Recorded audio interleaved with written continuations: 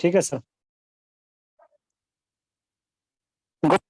बस जैसा कि हमारा जो विषय चल रहा है, कृति का भाग 2 से अध्याय नंबर 2, जॉर्ज पंचम के नाक। तो पहला पृष्ठ हम पढ़ चुके थे और दूसरा जो पृष्ठ है, दूसरे पृष्ठ में आप यहाँ पर आ जाइएगा। यह आंदोलन चल रहा था, यानी कि नीचे से तीसरा पैरा। यह आंदोलन चल रहा था। जॉर्ज पंचम की नाक के लिए हथियारबंद पहरेदार तैनात कर दिए गए थे। क्या मजाल कि कोई उनकी नाक तक पहुंच जाए। हिंदुस्तान में जगह जगह ऐसी नाकें खड़ी थीं और जिन तक लोगों के हाथ पहुंच गए उन्हें शानो शौकत के साथ उतार कर अजायब घरों में पहुंचा दिया गया। कहीं कहीं तो शाही लाटों की नाकों के लिए गुरीला युद्ध होता रहा। अब देखो, लाट लाट का मतलब होता है मूर्ति या खंबा, और गुरीला युद्ध, ये जो शब्द है गुरीला युद्ध से संबंधित, ये आप एसएस में भी पढ़ कर आए हो। 7th 8th 9th में जब भी जिस भी क्लास में आया होगा ये गुरीला युद्ध से संबंधित, सर या मैडम ने आपको बताया भी होगा कि गुरीला युद्ध क्या होता है। गुरीला युद्ध, जहां तक मुझे मेरे दिमाग के घोड़े जो दौड़ रहे हैं, गुरीला युद्ध से मतलब है छिप कर युद्ध करना। छिप कर युद्ध करना ही गुरीला युद्ध होता है। ठीक है, यानी कि दुश्मन को वो दिखाई नहीं देता और छिप कर फिर वो वार करता है अपने दुश्मन पर, उसी को गुरीला युद्ध बोला जाता है। बाकी विस्तार पूर्वक अगर आपको जानकारी प्राप्त करनी है गुरीला युद्ध के संदर्भ में, तो आप जितेंद्र सर से संपर्क साधना। ठीक है, तो आगे चलिएगा। उसी जमाने में यह हादसा हुआ। इंडिया गेट के सामने वाले जॉर्ज पंचम की लाट की नाक एकाएक गायब हो गई। एकाएक का मतलब होता है अचानक से, अंग्रेजी में सडनली बोलते हैं।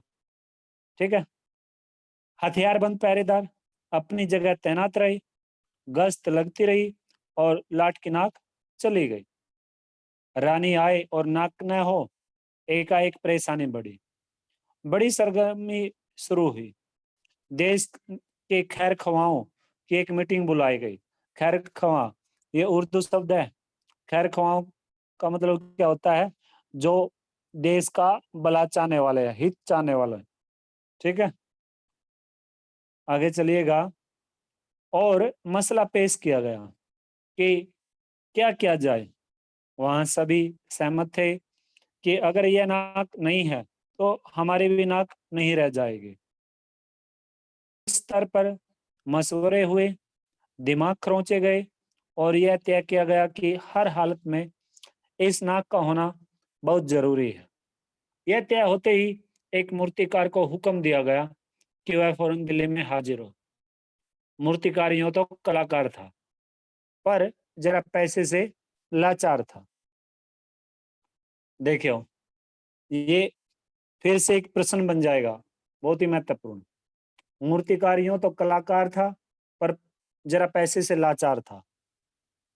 इस पंक्ति का आशय स्पष्ट कीजिए। इस तरीके से पूछा जा सकता है आपसे, घुमा फिरा के भी पूछा जा सकता है। तो इस पंक्ति का यही अर्थ है कि वो जो मूर्तिकार था वो वास्तव में कोई कलाकार वलाकार नहीं था। वो तो क्या करता था, वो तो सरकारी खजाने का दुरुपयोग किया करता था। और उसको तो क्या था, जैसे ही सरकार की तरफ से कोई आदेश होता तो सरकार के पैसों के बलबूते पर वो पूरे देश का भ्रमण करता, ऐशो आराम करने वाला व्यक्ति था। ठीक है, वो ऐसा व्यक्ति का जो चित्रण, चरित्र चित्रण इसमें पंक्ति के माध्यम से दिखाया गया है। यानी कि आप देखोगे, इससे मतलब ये एक प्रतीक है, प्रतीकात्मकता है इस पंक्ति में। अब जो सरकारी कर्मचारी होते हैं, किसी भी विभाग में लगा लीजिएगा, वो उन्हें उनके पास सरकारी गाड़ियां होती है, सरकारी पैसा उनके पास होता है घूमने फिरने के लिए, चाहे विदेश में जाए कुछ भी हो, जैसे एमएलए एमपी है या फिर और अधिकारीगण है। तो वो क्या करते हैं, कुछ के तो वो क्या करते हैं, दुरुपयोग भी करते हैं। आप मान लीजिए कोई भी है सरकारी, अब एक छोटा सा एग्जांपल देता हूं मैं आपको, बिल्कुल सामान्य। अब अधिकतर गांव में सरकार की तरफ से अनाज बांटा जाता है, और ऐसे ऐसे घर, ऐसे ऐसे व्यक्ति हैं जिनके पास जमीन भी है, उनकी आर्थिक स्थिति बहुत अच्छी है, लेकिन वो क्या चाहते हैं, वो सरकार की तरफ से वो जो 2 रुपए किलो गेहूं या 5 रुपए किलो गेहूं है, या फिर कुछ अन्य सामान है, सामग्री है, उसको वो कोटा कोटा बोला जाता है, उसे लेकर आते हैं। तो ये क्या है, वो यही चाहते हैं कि सरकार से जो भी मिले, चाहे 10 रुपए मिले, फ्री के ही तो है, कुछ लगता तो नहीं। ये सोच होती है लोगों की। यही इस सोच को हमें बदलना है, ठीक है। इस सोच को जब तक बदला नहीं जाएगा, तब तक देश देश का अच्छे से विकास नहीं हो पाएगा। देश हित के लिए जब तक हम कोई उचित कदम नहीं उठाएंगे, तब तक देश अच्छी तरह से उन्नति नहीं कर पाएगा, ठीक है। अब आप देखोगे बहुत सारे देश, हमारा देश विकासशील है और बाकी देश विकसित है, कुछ ऐसा बताया जाता है एसएस में भी। अब वो विकसित क्यों है? क्योंकि उन्होंने जो चीजें हम यहाँ पर अपने देश में अभी कर रहे हैं, और कोई भी नई चीज का आविष्कार, कुछ ऐसे देश हैं वो 8-10 साल पहले उस चीज को यूज कर चुके होते हैं। अब एक करंट का एग्जांपल बताऊं मैं आपको। जैसे पहले 2G आया, जो नेटवर्क वाला जो इशू है, पहले 2G आया इंडिया में, फिर 3G आया, फिर 4G आया। अब पीछे इसमें क्या नाम है, मार्च अप्रैल के महीने में 5G का वो चल रहा था, मतलब जो अधिकारीगण थे, जो भी जिस भी कंपनी को ये कार्यभार सौंपा गया था, वो टेस्टिंग चल रही थी 5G की। अब देखो ये चीजें क्या हैं, ये चीजें अधिकतर देशों में 5G को भी छोड़ दिया गया है, 4G भी, 3G भी, और अधिकतर देशों में जो विकसित देश है वो 7G यूज करते हैं, 7G, ठीक है।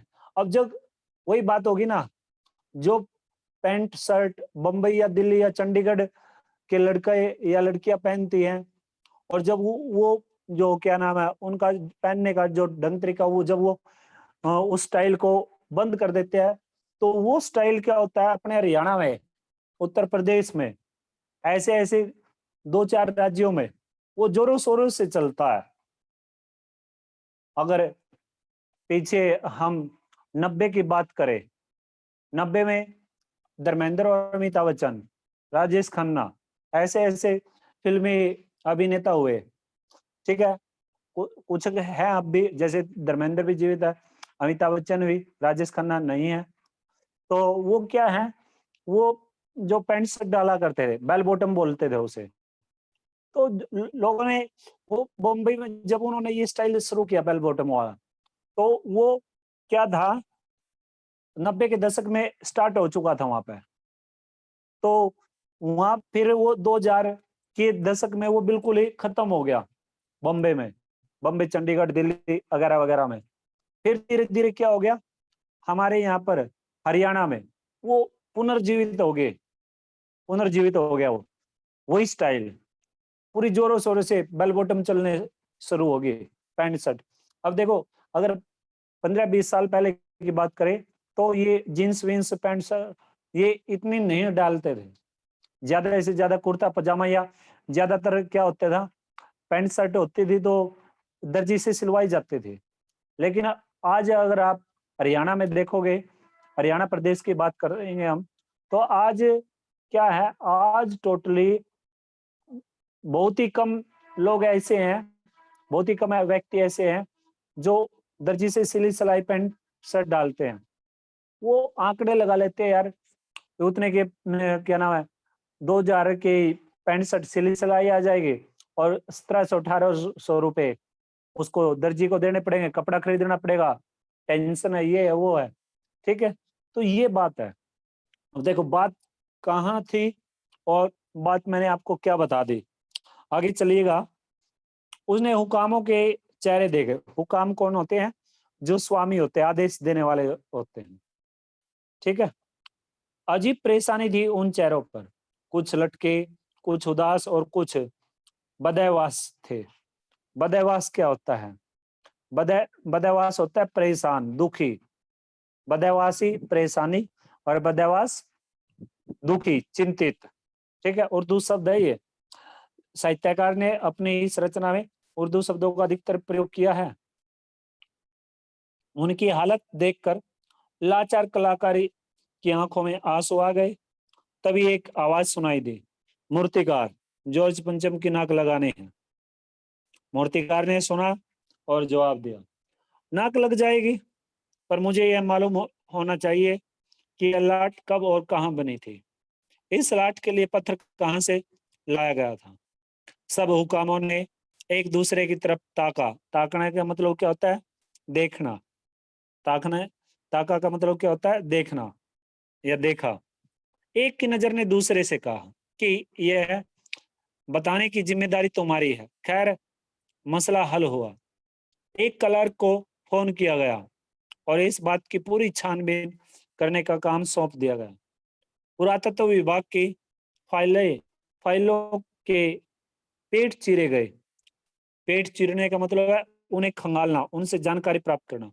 पुरातत्व विभाग ये एसएस में आते हैं, इस तरह के जो शब्द है, क्वेश्चन भी है, तो वहां पर पूरी जानकारी, ये जो पत्थर है, ये जो मूर्ति है, ये कोई भी चीज है जिसका आविष्कार किया है या फिर कोई कहीं पर स्थापित की है, वहां पर पूरा रिकॉर्ड होता है। उस रिकॉर्ड के माध्यम से देखा जाता है। आजकल तो ये चीजें सब कुछ ऑनलाइन हो चुका है। ठीक है, तो आगे चलिएगा। पर कुछ भी पता नहीं चला। क्लर्क ने लौटकर कमेटी के सामने कांपते हुए बयान किया, सर, मेरी खता माफ हो। खता होता है गलती, उर्दू शब्द है ये। पहले सब कुछ हजम कर चुकी हैं। हजम कर देना, हजम कर देना, ये सरकारी जो कामकाज होते हैं ना, ऐसे होते हैं।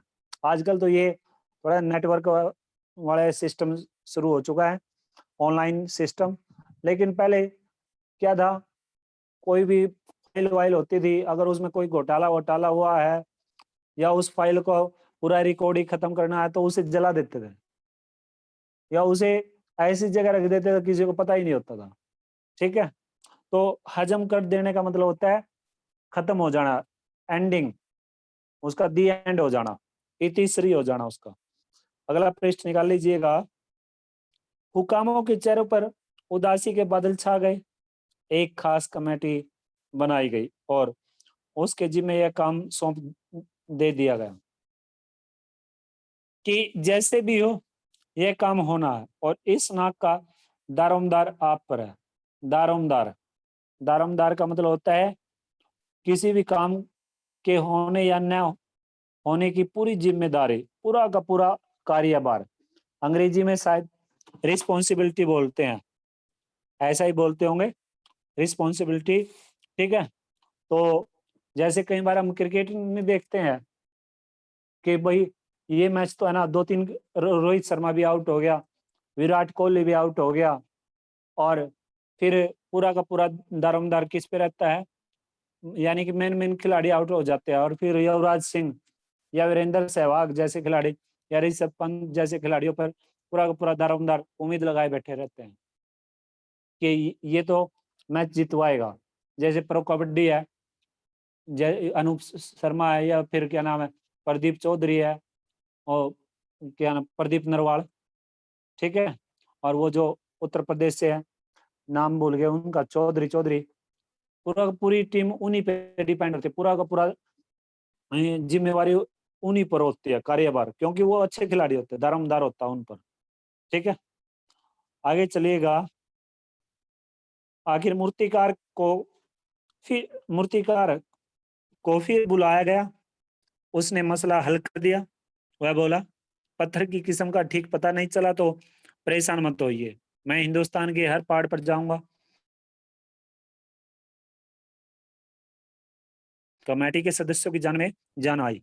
सभापति ने चलते चलते चलते गर्व से कहा, ऐसी क्या चीज है जो हिंदुस्तान में मिलती नहीं।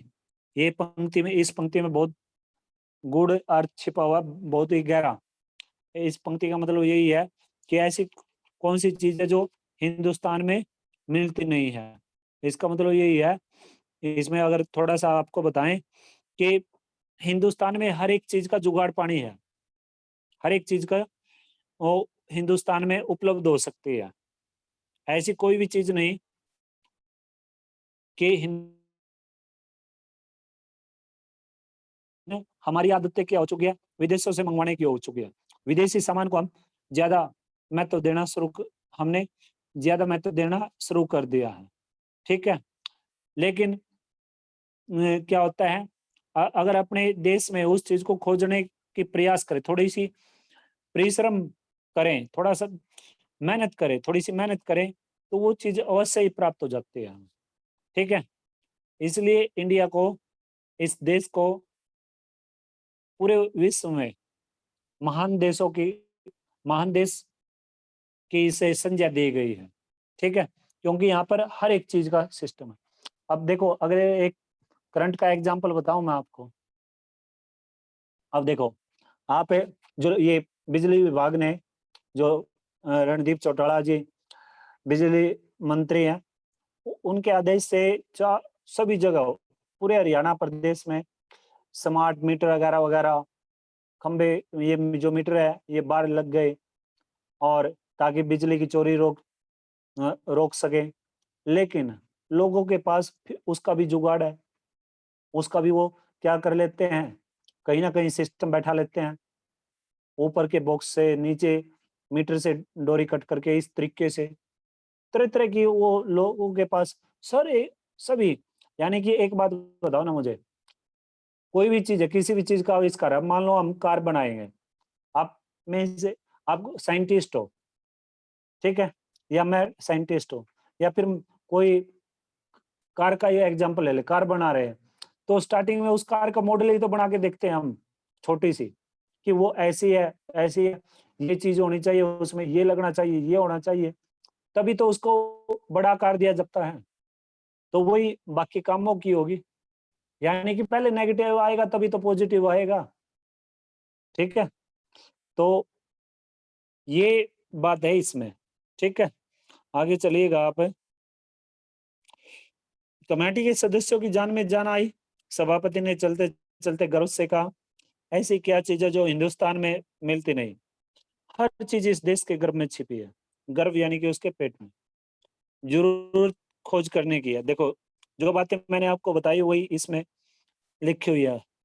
खोज करने के लिए मेहनत करनी होगी, इस मेहनत का फल हमें मिलेगा, आने वाला जमाना खुशहाल होगा। एक छोटा सा भाषण फौरन अखबारों में छप गया। मूर्तिकार हिंदुस्तान के पहाड़ी प्रदेशों और पत्थरों की खानों के दौरे पर निकल पड़ा। कुछ दिन बाद वह हताश लौटा। हताश होता है निराश। उसके चेहरे पर लानत बरस रही थी। लानत यानी कि शर्म महसूस कर रहा था। उसने सिर लटका कर खबर दी, हिंदुस्तान का चप्पा चप्पा खोज डाला, पर इस किस्म का पत्थर कहीं नहीं मिला। यह पत्थर विदेशी है। सभापति ने तैस में आकर कहा। तैस में आना मुहावरा है, इसका मतलब क्या है, क्रोध में आना, ठीक है, गुस्से में बोलना। लानत है आपकी अकल पर। विदेशों की सारी चीजें हम अपना चुके हैं, दिल दिमाग तौर तरीके रहन सहन। जब हिंदुस्तान में बाल डांस तक मिल जाता है तो पत्थर क्यों नहीं मिल सकता। तो देखिए, कटाक्ष व्यंग्य किया सभापति ने, ठीक है। तो सभापति ने, मूर्तिकार चुप खड़ा था। सहसा उसकी आंखों में चमक आ गई। उसने कहा कि एक बात मैं कहना चाहूंगा, लेकिन इस शर्त पर कि यह बात अखबार वालों तक न पहुंचे। सभापति की आंखों में चमक आई। चपरासी को हुक्म हुआ और कमरे के सब दरवाजे बंद कर दिए गए। तब मूर्तिकार ने कहा, देश में अपने नेताओं की मूर्तियां भी हैं। अगर इजाजत हो और आप लोग ठीक समझें तो मेरा मतलब है, तो जिसकी नाक इस लाट पर ठीक बैठे उसे उतार लाया जाए। सबने सबकी तरफ देखा। सबकी आंखों में एक अक्सन की बदहवासी के बाद खुशी तैरने लगी। बदहवासी क्या होता है, चिंता या परेशानी, ठीक है। सभापति ने धीमे से कहा, लेकिन बड़ी होशियारी से, और मूर्तिकार फिर देश दौरे पर निकल पड़ा। जॉर्ज पंचम की खोई हुई नाक का नाप उसके पास था। दिल्ली से वह मुंबई पहुंचा। दादाभाई नौरोजी, गोखले, तिलक, शिवाजी, कौशजी, जहांगीर, सबकी नाकें उसने टटोली। ये सभी महान क्रांतिकारी हैं रहे हैं। हिंदुस्तान को आजाद कराने में इन्होंने अपने प्राणों को त्याग दिया, बलिदान कर दिया। ठीक है, उसने टटोली नाफी और गुजरात की ओर भागा। गांधी जी, सरदार पटेल, विठल भाई पटेल, महादेव देसाई की मूर्तियों को परखा यानी कि देखना, जांचना, और बंगाल की ओर चला। बंगाल से कौन कौन क्रांतिकारी हुए हैं, यानी कि गुजरात से ये नाम आगे, बंगाल से ही आ जाएंगे, फिर उत्तर प्रदेश से, फिर पंजाब से, इस तरह से। यानी कहने का तात्पर्य है ये है कि उसने पूरे भारत का चारों दिशाओं में वो घूम गया था। यानी कि इसमें मेरा जो कहने का मतलब ये है, अगर इन पंक्तियों के माध्यम से हम समझने की कोशिश करें कि भारत देश से किसी भी कोने से कोई भी कोना ऐसा नहीं है भारत देश का जिसमें से कोई क्रांतिकारी न हुआ हो। हर एक कोने से, चारों दिशाओं से भारत देश को आजाद कराने के लिए महान क्रांतिकारियों ने जन्म लिया अपनी माओ की के पेट से, और उन्होंने देश को आजाद कराने के लिए अपने प्राणों का बलिदान दिया। ठीक है, ऐसे ऐसे जो महापुरुष हैं, ऐसे ऐसे जो सज्जन पुरुष इस देश के प्रत्येक कोने में विद्यमान है। ठीक है, आज भी देखने को मिलेंगे। ठीक है, तो ये इसमें बात है, यहाँ पर हमें सीख प्राप्त करने की बात है, ये प्रतीकात्मक बातें हैं। क्योंकि देखो, अपने पूर्वजों से हमें कुछ ना कुछ ज्ञान प्राप्त करना चाहिए। कहीं ना कहीं वो जो सीख देते हैं वो उसमें 99% सच्चाई छिपी हुई होती है, हकीकत होती है। कई बार बोलते नहीं है आपस में, हम अगर किसी के साथ दोस्ती वोस्ती कर लेते हैं, मित्र मंडली में बैठना शुरू कर देते हैं, और हमारे पूर्वज अगर देख लेते हैं, बुजुर्ग हैं वो देख लेते हैं, तो वो मना करते हैं। कई बार तो पिटाई भी हो जाती है, नहीं भाई फलाने ढिमके के लड़के के साथ, मुकड़े के साथ मत बैठना, वो अच्छा लड़का नहीं है, उसके पिताजी उसके दादाजी अच्छे नहीं है, उनका व्यवहार ठीक नहीं है। ऐसी लोगों की सोच है। ठीक है, तो कई बार ये बातें सिद्ध भी होती है, सच्चाई होती है इन बातों में। ठीक है, तो यहाँ पर कहने का मतलब यही है कि इनसे, ये जितने भी नाम आए हैं, इनसे हमें सीख प्राप्त करनी चाहिए। ये प्रतीक है भविष्य के, क्योंकि अगर देश पर कोई आगे भविष्य में किसी तरह की कोई मुसीबत आ जाती है, तो हमें उस मुसीबत का डटकर सामना करना चाहिए, मिलजुल कर उसका मुकाबला करना चाहिए, संघर्ष करना चाहिए, और देश पर आने वाले संकट को टालना चाहिए। अपना एक महत्वपूर्ण योगदान देना चाहिए देश हित के लिए। ठीक है, राष्ट्र भावना, हमें सबसे पहले हमारे अंदर राष्ट्र भावना होनी चाहिए, हर एक व्यक्ति में, हर एक व्यक्ति में। लेकिन आजकल हम अधिकतर देखेंगे राष्ट्र भावना तो इंसान पुनर्जन्म ले लेता है, राष्ट्र भावना जागती ही नहीं है, होती ही नहीं है लोगों में। वो क्या करते हैं, वो स्वार्थ भावना होती है लोगों में। यानी कि वो एक कहावत नहीं है, आप लोगों ने अगर सुनी हो अपने मम्मी पापा से, दादा दादी से, कि अपना भर गया तो जग का भर गया, अपना भरया तो जग का भरया। ऐसे हरियाणवी में बोलते हैं ना, अपना भरया तो जग का भरया। ठीक है, तो यानी कि अपना भर गया तो जग का भर गया। ये हमारे भारत देश की सबसे बड़ी विडंबना है। यही सोचते हैं लोग। अब आप सड़कों पे, नदी किनारों पे, बस्तियों में ऐसे ऐसे व्यक्तियों को देखोगे जिनको दो नसीब का खाना भी प्राप्त नहीं होता, 2 टाइम का खाना भी उन्हें नसीब नहीं होता, 2 वक्त का खाना भी उन्हें नसीब नहीं होता।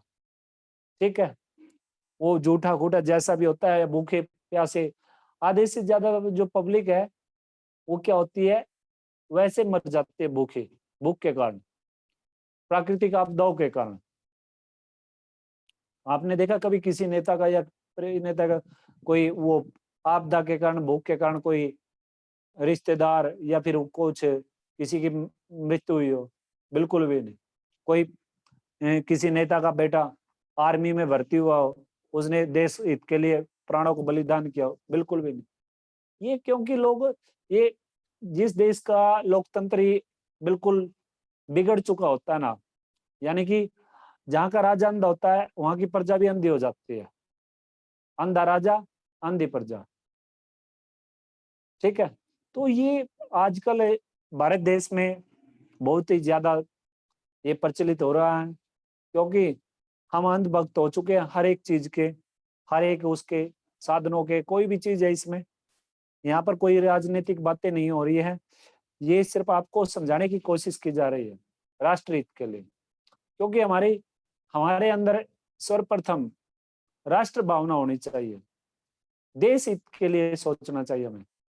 चाहे हम डॉक्टर के रूप में, चाहे क्या नाम है टीचर के रूप में, चाहे हम जवान के रूप में सेना में भर्ती होकर, चाहे हम किसान के रूप में, चाहे फिर किसी भी रूप में हो, किसी भी रूप में हम योगदान दे देश का, देश हित के लिए, तो हमें योगदान देना चाहिए। ठीक है? तो इस तरह से वो कहते नहीं है, भारतेंदु जी ने कहा था, अंधी अंधेर नगरी चौपट राजा, टके शेर के भाव टके शेर खाजा। अंधेर नगरी चौपट राजा, टके शेर के भाव टके शेर खाजा।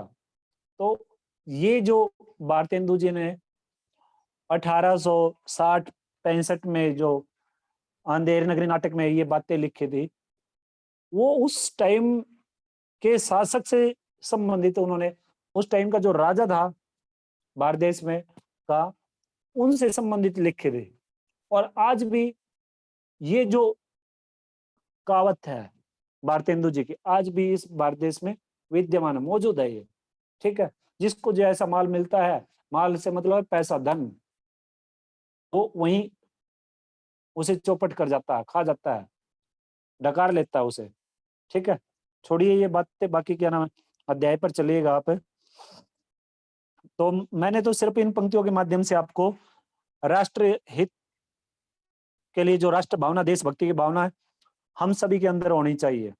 ये जरूरी नहीं है बिल्कुल 100 के 100, 10, 20, 30, 50, जैसा देशभक्ति की भावना आप अपने अंदर जगा सकते हो। ठीक है? तो सबसे पहले हमारे लिए देश है, उसके बाद हमारा परिवार, हमारा समाज, हमारे रिश्तेदार, नाते में जो भी है वो होने चाहिए। ठीक है? हम विपरीत चलते हैं। आगे चलिएगा आप, छोड़िए इन बातों को। बिहार होता हुआ उत्तर प्रदेश की ओर, ये देखिए बंगाल की संदर्भ में जानिएगा, बंगाल की ओर चला गुरुदेव रविंद्रनाथ, सुभाष चंद्र बोस, राजा राम मोहन राय आदि को भी देखा। अब गुरु रविंद्रनाथ के बारे में आपको पता है, रविंद्रनाथ जी ने किस प्रकार से योगदान दिया, सुभाष चंद्र बोस जी ने किस तरह से योगदान दिया, और राजा राम मोहन राय ने किस तरह दहेज प्रथा का विरोध किया। ठीक है? और अनेक प्रथाओं का उन्होंने विरोध किया और उन्होंने समाप्त भी किया। इस तरह से राजा राम मोहन राय ने अपने योगदान दिया है। ठीक है? तो आगे चलेगा, नाप जो की और बिहार की तरफ चला, बिहार होता हुआ उत्तर प्रदेश की ओर आया, चंद्रशेखर आजाद, बिस्मिल, मोतीलाल नेहरू, मदन मोहन मालवीय की लाटों के पास गया, घबराहट में मद्रास भी पहुंचा, सत्यमूर्ति को भी देखा, और मैसूर, केरल आदि सभी प्रदेशों का दौरा करता हुआ पंजाब पहुंचा। लाला लाजपत राय और भगत सिंह की लाटों से भी सामना हुआ। आखिर दिल्ली पहुंचा और उसने अपनी मुश्किल बयान की। बयान करना, वर्णन करना, डिस्क्राइब बोलते हैं अंग्रेजी में। पूरे हिंदुस्तान की परिक्रमा कराया। परिक्रमा कर्म मूलसुदक और क्या नाम है परि उपसर्ग है इसमें। ठीक है? परिक्रमा होता है चारों ओर चक्कर लगाना, काटना। सब मूर्तियां देख आया, सबकी नाकों का नाप लिया, पर जॉर्ज पंचम की इस नाक से सब बड़ी निकली। सुनकर सब हताश हो गए। हताश होता है निराश। ठीक है? और झुंझलाने लगे। मूर्तिकार ने ढाढ़स ढाढ़स लिखा हुआ है, ऊपर आप चंद्र बिंदु लगा लीजिएगा इसमें आ की मात्रा पर, और जो ये आगे से पीछे है से पहले डो, तो इसमें नीचे डोट आएगी, नुक्तावरण आएगा इसमें, ठीक है। तो ये हो जाएगा डांडस बांधना या डांडस बंधाना, ठीक है। ये मुहावरा है और इसका मतलब होता है किसी को विश्वास में लेना, कॉन्फिडेंस में लेना, टू टेक कॉन्फिडेंस, ऐसे ही बोलते होंगे अंग्रेजी में, ठीक है, विश्वास में लेना।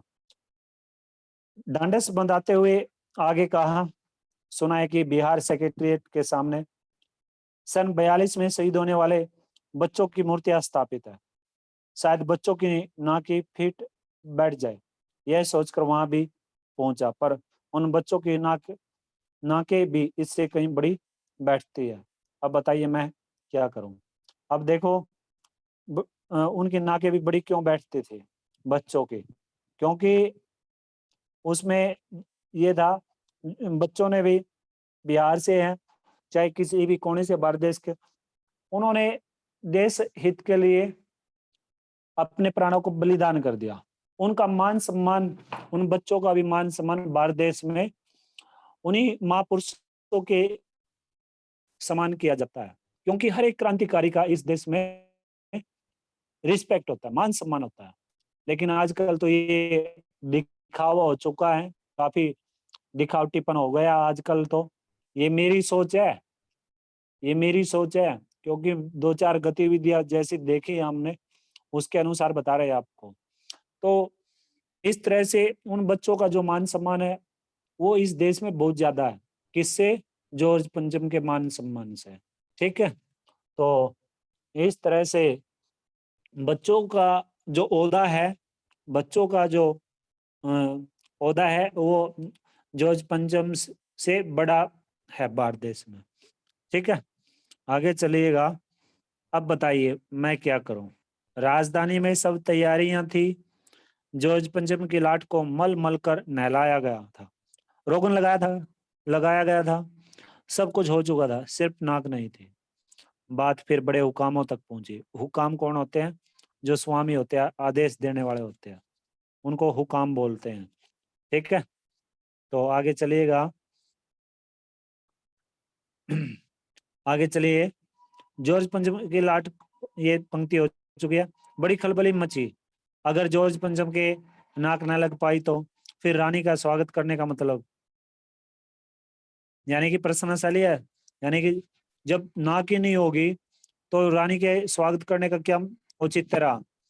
और रानी, अगर हम रानी का स्वागत करते हैं और रानी उस रास्ते से चली गई जहाँ पे जॉर्ज पंचम की मूर्ति स्थापित है और रानी की नजर वहाँ जॉर्ज पंचम की मूर्ति की ओर चली भी गई, या उन्होंने वहाँ खड़े होकर उसे देख भी लिया, उन्हें श्रद्धापूर्वक उनका नमन करने भी लग गई, और उन्होंने जैसे उनकी नजर नाक की ओर जाएगी तो नाक नहीं होगी तो हमारी तो नाक ही कट जाएगी।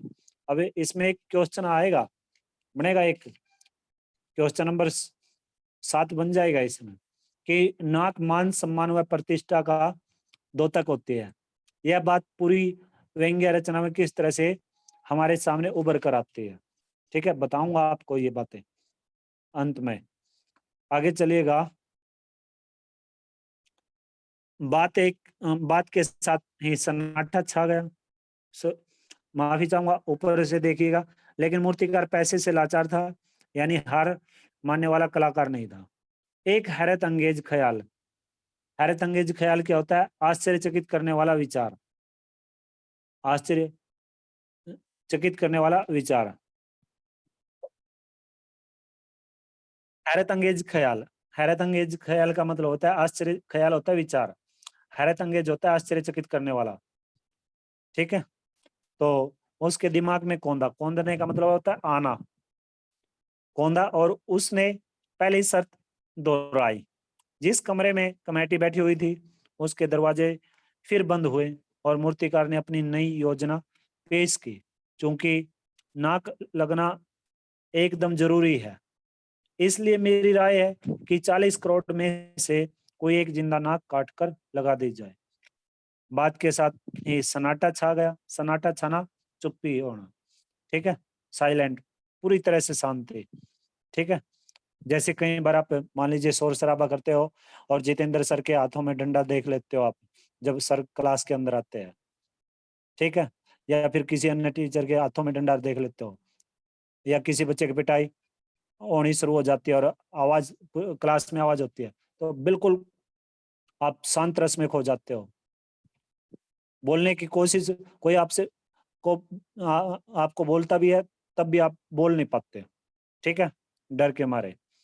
तो आगे चलिएगा। बात के साथ ही सन्नाटा छा गया। कुछ मिनटों की खामोशी के बाद सभापति ने सबकी तरफ देखा। सबको परेशान देखकर मूर्तिकार कुछ हचकचाया। हचकचाने का मतलब है चौंक उठना, हैरान हो जाना एकदम से, और धीरे से बोला, धीरे से बोला, आप लोग क्यों घबराते हैं? यह काम मेरे ऊपर छोड़ दीजिएगा। इस तरह की पंक्तियों को रेखांकित किया करो, क्योंकि एक अंक में पूछा जा सकता है कि ये शब्द किसने कहे, कब कहे, किसको कहे, ठीक है। तो आगे चलिएगा। नाक चुनना मेरा काम है, आपकी सिर्फ इजाजत चाहिए। कानाफूसी हुई और मूर्तिकार को इजाजत दे दी गई। कानाफूसी का मतलब होता है धीरे, धीमी आवाज में बातचीत करना, उसे कानाफूसी बोलते हैं, ठीक है। धीमे धीमे, जैसे हम लोगों की आदत होती है क्लास में टीचर पढ़ा रहे होते हैं और हम आपस में कानाफूसी करते रहते हैं। तो बाकी करेंगे कल।